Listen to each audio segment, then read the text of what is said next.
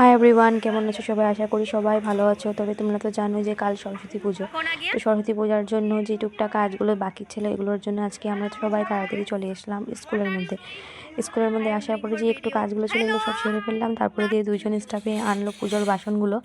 ওরা পুজোর বাসনগুলো বাড়ির থেকে টুকটাক যেগুলো থাকে ওগুলো বাড়ির থেকে নিয়ে আসে আর কি। পুজোর বাসন আনার পর আমরা চলে গেলাম সবজি বাজার করার জন্য। আঙ্কালকে সবজির লিস্টটা দিতে হবে, তারপরে আঙ্কাল ওই সবজিগুলোকে স্কুলে পৌঁছিয়ে দেবে। তাই আমরা সবজি বাজার করতে যখন আসি তো ওইখানের মধ্যে এসে দেখি সব green green green green vegetable. এগুলো দেখে এতটাই ভালো লাগছিলো যে কী আর বলবো বলো। তারপরে দিয়ে তো আঙ্কালটাকে লিস্টগুলো সব দিয়ে দিলাম, দিয়ে চলে গেলাম আমরা ফ্রুটস মার্কেটে গিয়ে আমরা যেগুলো ফ্রুটস লাগে আর কি ফ্রুটসগুলো নেওয়ার জন্য।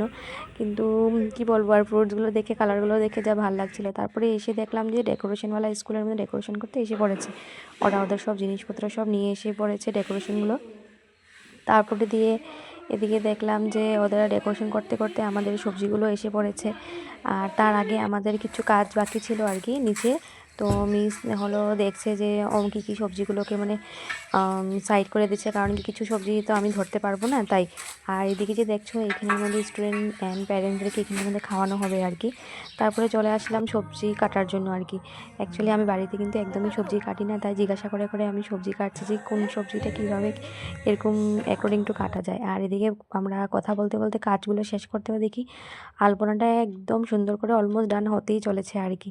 কিন্তু কি বলবো আর বলো, আমি পুজোর কাজের মধ্যে হাত দিতে পারছি না বলে আমার মনটা অনেকটাই খারাপ হয়ে আছে।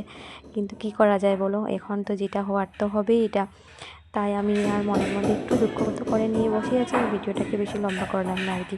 Tata, bye bye.